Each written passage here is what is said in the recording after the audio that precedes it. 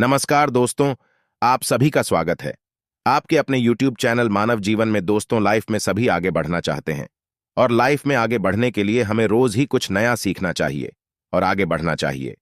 तो चलिए आज की प्रस्तुति शुरू करते हैं। श्री शिवाय नमस्तुभ्यम ओम नमः शिवाय। दोस्तों, आप सभी लोगों को पता है कि 2 अगस्त 2024 सावन शिवरात्रि पड़ रही है। दोस्तों, यह साल में बार बार नहीं आती है, यह साल में बहुत ही कम पड़ती है।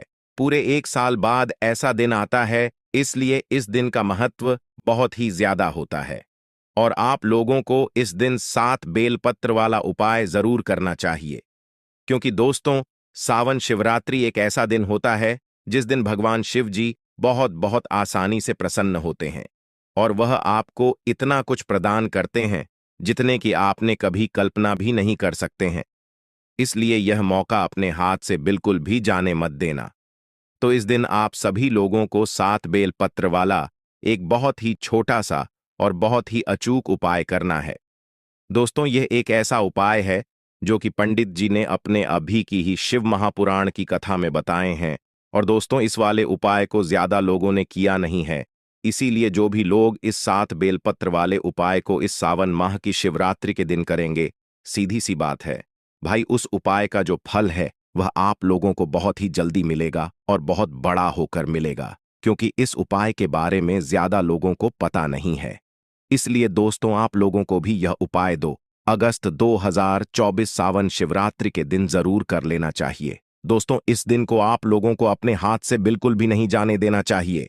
दोस्तों, अगर आप लोग अपने घर धन प्राप्ति चाहते हो, आप लखपति बनना चाहते हो, करोड़पति बनना चाहते हो, आप चाहते हो कि आपके घर में पैसा आता रहे, कभी भी पैसा आना बंद हो गया है, तो दोस्तों आप लोगों को इस सावन शिवरात्रि के दिन, जो कि 2 अगस्त 2024 के दिन पड़ने वाली है, इस दिन 7 बेलपत्र वाला उपाय जरूर करना चाहिए। दोस्तों, इस उपाय को करने से आपके जीवन में कितनी भी समस्या क्यों ना हो, वह सारे समस्याओं का अंत हो जाएगा। आपके घर में धन नहीं आता है, धन आता भी है तो वह टिकता नहीं है, या फिर और भी कहीं प्रकार की समस्या आपके जीवन में चली आ रहा है। इसका एक ही कारण है, आपके घर में कोई ना कोई दोष है, चाहे वह पितृदोष हो सकता है या मंगल दोष हो सकता है या फिर और भी कहीं प्रकार की दोस्त हो सकता है। लेकिन अगर आप इस उपाय को सही विधि से कर लेते हैं तो आपको उन दोषों को पता लगाने का भी जरूरत नहीं है। आपका जो भी समस्या है, जो भी परेशानियां हैं, उसका अंत जरूर होगा। और दोस्तों, इस उपाय में आप लोगों को 1 भी रुपया खर्च करने की जरूरत नहीं है। आपको सिर्फ 7 बेलपत्र की जरूरत पड़ेगी, जो कि आपको अपने घर के आसपास बहुत ही आसानी से मिल जाएगी। तो चलिए अब समझते हैं कि इस 7 बेलपत्र वाले उपाय को आपको कैसे करना है, किसको करना है, कि समय करना है। तो दोस्तों, सबसे पहले बात आती है कि यह 7 बेलपत्र वाला उपाय सावन शिवरात्रि के दिन करना किसको है। तो यहां पर हम आपको बता दें कि घर में जो माताएं बहनें होती हैं, घर की जो बड़ी माताएं बहनें होंगी, उनमें से कोई भी एक माता बहन जो है इस वाले उपाय को कर सकती है। जरूरी नहीं है, घर के सभी सदस्यों को यह वाला उपाय करने की जरूरत नहीं है। पूरे परिवार का कोई एक सदस्य भी इस उपाय को करता है तो पूरे घर परिवार के सदस्य जनों को जो है इस उपाय को करने का फल मिल जाएगा। तो घर की जो बड़ी माताएं बहनें हैं, उनको यह 7 बेलपत्र वाला उपाय जरूर करना होगा। क्योंकि घर की माताएं बहनें जो होती हैं वह घर की लक्ष्मी होती है, और जब घर की लक्ष्मी कोई उपाय करती है तो निश्चित सी बात है, घर में सुख शांति भी आती है, धन समृद्धि भी आती है और माता लक्ष्मी जी की कृपा भी होती है। तो चलिए अब बात करते हैं कि यह 7 बेलपत्र वाला उपाय के समय करना है। तो देखो, उपाय को करने का जो समय है, सुबह का समय है, प्रातः काल का समय है। लगभग जितना सुबह आप लोग इस उपाय को कर सकते हो उतना जल्दी करना, अन्यथा आप लोग 10, 11 और 12 बजे तक भी अगर आप लोग इस उपाय को करोगे तो चल जाएगा।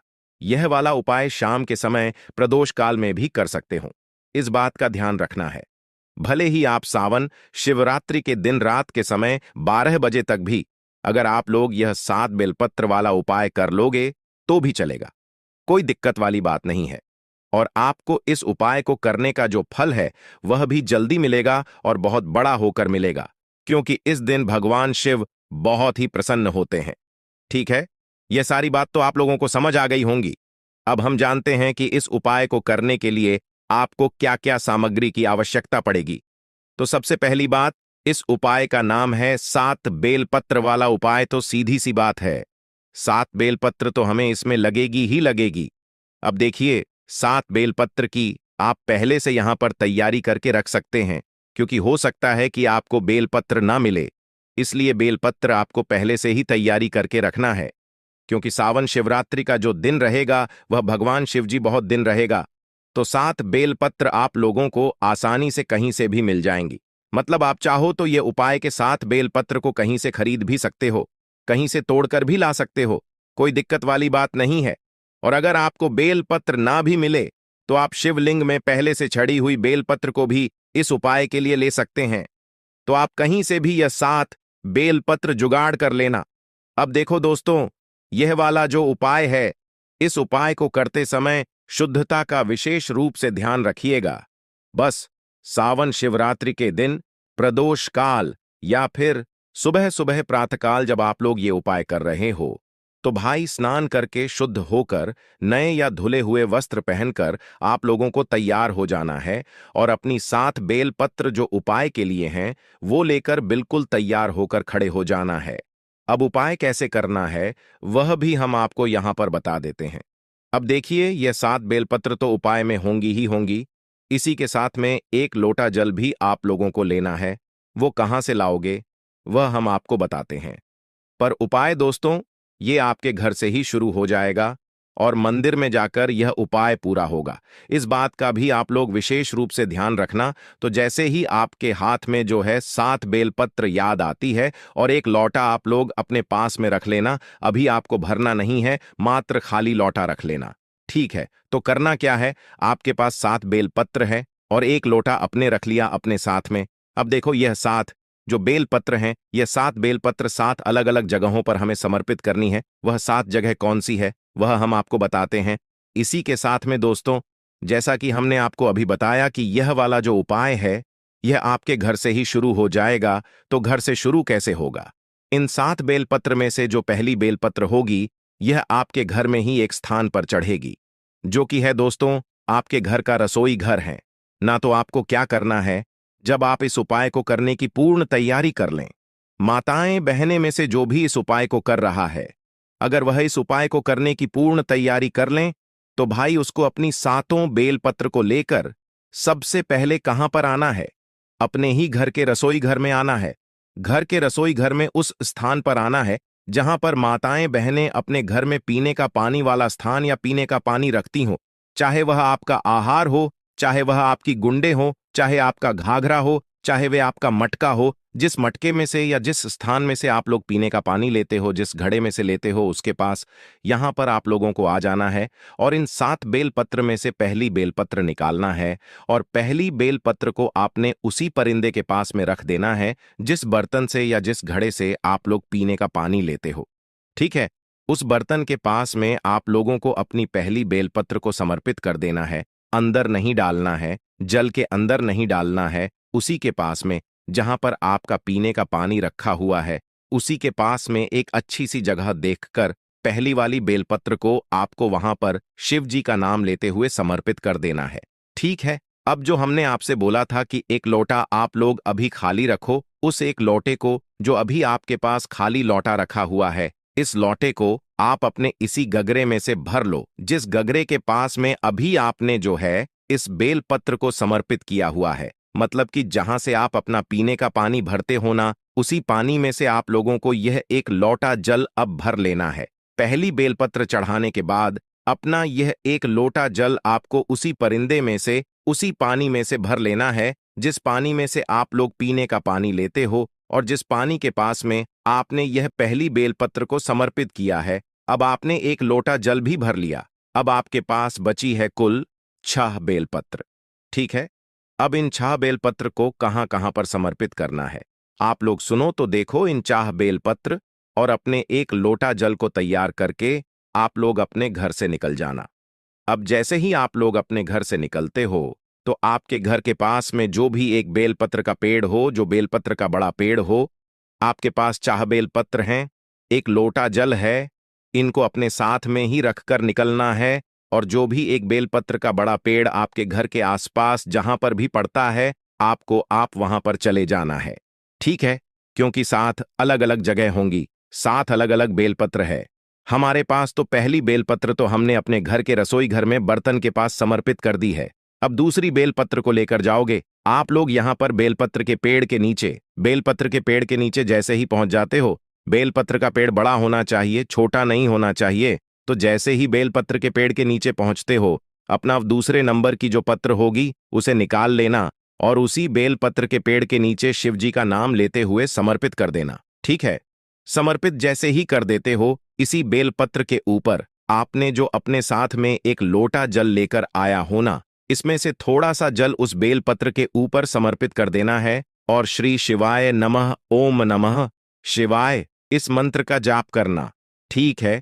पूरा जल समर्पित नहीं करना है, क्योंकि थोड़ा सा जल आप लोगों को अपने लौटे का इसी बेलपत्र के ऊपर समर्पित कर देना है। अब वहां से भी आपको उठ जाना है। अब आपके पास बची है 5 बेलपत्र और एक लौटा जल, जो आपके पास अभी आपने थोड़ा सा चढ़ाया। तो अब भाई जो तीसरे नंबर की बेलपत्र है, ये तीसरे नंबर की बेलपत्र को लें कर आप पहुंच जाओगे सीधा अपने घर के पास में जो भी शिव मंदिर हो, शिवालय हो, जहां पर शिव जी की शिवलिंग और नंदी जी विराजित हो, वहां पर पहुंच जाना है। ठीक है? तो जैसे ही तीसरे नंबर की बेलपत्र लेकर आप भगवान शिव जी के मंदिर में पहुंचते हो, तो सीधा शिवलिंग के पास में नहीं जाना है। इस तीसरे नंबर की बेलपत्र को लेकर आपको नंदी बाबा के पास में आकर रुक जाना है ना? इस बात का ध्यान रखना। तीसरे नंबर की बेलपत्र को जैसे ही नंदी बाबा के पास में आकर रुक जाते हो, तो भाई आप लोग देखना कि नंदी बाबा का एक पैर कोई सा उठा हुआ होगा। देख लेना, कोई उठा हुआ होगा या तो मुड़ा हुआ होगा। किसी को मुड़ा हुआ भी दिखता है, वह किसी को उठा हुआ भी देखता है। तो भाई आप लोगों को जो है वो वाला पैर देख लेना, जो मुड़ा हुआ हो या उठा हुआ हो। आपको उस उठे हुए या मोड़े हुए पैर के पास में अपनी यह तीसरे नंबर वाली जो बेलपत्र होगी, इसको समर्पित कर देना है। ठीक है? यह जो तीसरे नंबर वाली बेलपत्र आप लोग नंदी के उठे हुए पैर के पास समर्पित करोगे ना, यहां पर आप लोगों को कोई भी जल समर्पित नहीं करना है। इस बात का ध्यान रख लेना। ठीक है? समझ गए? अब चौथे नंबर की बेलपत्र की बात करते हैं कि यह कहां पर समर्पित होगी। तो ये जो बेलपत्र है, यह आपको लेकर आ जाना है भगवान शिव जी के शिवलिंग के पास में। तो शिवलिंग जहां पर विराजित हो, वहां पर आप लोगों को आ जाना है और शिवलिंग के ऊपर आप लोग सबसे पहले माता अशोक सुंदरी जी का स्थान पर समर्पित करना है। जलाधारी के बिल्कुल बीचों बीच में होगा। जलधारी कहां पर होती है? शिवलिंग रखा हुआ होता है। जलाधारी के ऊपर जो जलाधार ही होती है, जहां से जल बहता और नीचे गिरता है। ठीक है? तो जो जलाधारी होगी, जलाधारी के बिल्कुल बीचों बीच का जो हिस्सा होगा, वो होगा माता अशोक सुंदरी जी का स्थान। तो आपको क्या करना है? अपनी चौथे नंबर की जो बेलपत्र है, इस चौथे नंबर की बेलपत्र को आपको माता अशोक सुंदरी जी वाले स्थान पर समर्पित कर देना है और ध्यान रखना है कि इस बेलपत्र की डंडी का मुख जलाधारी की तरफ होगा, जहां से जल बहता है और नीचे गिरता है, और जो बीच वाली बड़ी पट्टी का मुख है, वह शिवलिंग की तरफ होगा। तो यह अपनी चौथे नंबर की बेलपत्र को आपको, तो यहां पर भी आप लोगों को थोड़ा सा जल माता अशोक सुंदरी जी वाले स्थान पर समर्पित की हुई बेलपत्र के ऊपर समर्पित कर देना है। ठीक है? अब बात करते हैं 5वें नंबर की जो बेलपत्र है, उसके बारे में। आप दोस्तों, जो 5 नंबर की आपकी बेलपत्र होगी, उसे निकाल लेना और इस 5वें नंबर की बेलपत्र को आपको माता पार्वती जी के हस्त कमल पर समर्पित करना है। अब हस्त कमल का आप कहां पर होता है, वह भी सुन लो। देखो, जो जल आधारित होती है, जलधारी के ऊपर शिवलिंग रखा हुआ होता है। तो शिवलिंग का जो कर्ती भाग होता है न, मतलब गोलमोल जो भाग होता है, उसके आसपास जहां पर भी आप इस बेलपत्र को समर्पित करोगे, वह पार्वती जी का हस्त कमल ही होगा। तो आपको क्या करना है? ये जो 5वें नंबर की बेलपत्र है, इस 5वें नंबर की बेलपत्र को आप लोगों को जो शिवलिंग की जो कर्ती भाग है, वहां पर कहीं पर भी पास में अपनी जो है ये 5वें नंबर की बेलपत्र को समर्पित कर देना है। और यहां पर भी आपने उस एक लोटे में से थोड़ा सा जल समर्पित कर देना है। कितना जल समर्पित करना है? थोड़ा सा जल समर्पित कर देना है उसी बेलपत्र के ऊपर जहां पर आपने अभी यह माता पार्वती जी के हस्त कमल पर यह बेलपत्र को चढ़ाया है। ठीक है? तो यहां पर आप लोगों की कुल मिलाकर हो गई है 5 बेलपत्र। अब आपकी जो छठी बेलपत्र हैं उसे निकालकर आप लोगों को चढ़ाना है भगवान शिव जी की शिवलिंग के ऊपर। तो शिवलिंग के पर आप लोगों को यह छठी बेलपत्र को चढ़ाना है। बस इस बात का ध्यान रखना कि आप जिस तरफ से इस बेलपत्र को चढ़ा रहे हो उस तरफ आपकी इस बेलपत्र की पत्ती का मुख होना चाहिए और आपकी विपरीत दिशा में इस बेलपत्र की डंडी का मुख होना चाहिए। जो बीच वाली बड़ी पट्टी होगी इस पट्टी का मुख आपके की तरफ होना चाहिए।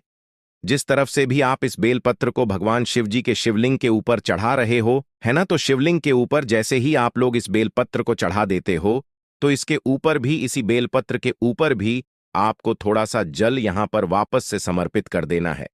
तो अब आपके पास बची है दोस्तों एक बेलपत्र, मतलब 7वें और आखिरी बेलपत्र। तो आखिरी वाली जो बेलपत्र होगी इसको आपको क्या करना है वह बहुत ही ध्यान से सुन लो। तो देखो 7वीं वाली जो बेलपत्र है ना, इस वाली बेलपत्र को आपने देखा होगा कि भगवान शिव जी के शिवलिंग के ऊपर एक बर्तन टंगा हुआ होता है जिससे बूंद बूंद करके शिव जी की शिवलिंग के ऊपर जल टपकता रहता है, जिसके अंदर शिव जी की 5 बेटियों का स्थान होता है, जया, बेसहारा, श्यामली, बारी, दौड़ और देव। तो यह जो 7वें नंबर और आखिरी नंबर की जो बेलपत्र होगी ना, यह मात्र आपको उस पात्र से स्पर्श करें आना है, मतलब छुआना है और कुछ भी नहीं करना है। इसको कहीं पर समर्पित नहीं करना। यह 7वें नंबर की बेलपत्र को, इस 7वें नंबर की बेलपत्र को मात्र आपको शिव जी की शिवलिंग पर टंगे हुए उस पात्र से छू आना है और भगवान शिव जी का आशीर्वाद समझकर इसे अपने पास में वापस रख लेना है। और अब आपके लौटे में जितना भी जल बचा हुआ है वह पूरा जल आप इस पात्र के अंदर डाल देना, जो कि शिवलिंग के ऊपर बूंद बूंद करके जल टपकता है, उसी पात्र के अंदर अपना पूरा जल समर्पित कर देना। अब जैसे ही आप जल समर्पित कर देते हो उसके बाद में भगवान शिव जी की शिवलिंग के पास में बैठना, अपनी वह मनोकामना आंख बंद करके, विनती करके, हाथ जोड़कर बोलना, जिसमें मनोकामना के लिए आप लोग यह वाला उपाय कर रहे हो, धन समृद्धि के लिए कर रहे हो तो वह बोलना, लक्ष्मी प्राप्ति के लिए कर रहे हो तो वह बोलना, या आपका कोई काम रुका हुआ हो, अटका हुआ उस काम के लिए कर रहे हो तो अपना वह काम बोल देना। ठीक है, अपनी कोई भी एक मनोकामना बोल देना और मन कामना बोलकर भगवान का 2 मिनट जाप करके भगवान से आशीर्वाद लेकर आप अपने घर पर वापस आ सकते हो और आपका यह वाला उपाय पूर्ण हो जाता है। तो दोस्तों 2 अगस्त 2024 सावन शिवरात्रि के दिन आप लोगों को यह उपाय जरूर कर लेना चाहिए। आज के लिए बस इतना ही इस वीडियो में दी गई जानकारी। अगर आपको अच्छी लगी हो तो प्लीज हमारे चैनल मानव जीवन को सब्सक्राइब करें, लाइक करें और हमारे वीडियो में अंत तक बने रहने के लिए धन्यवाद।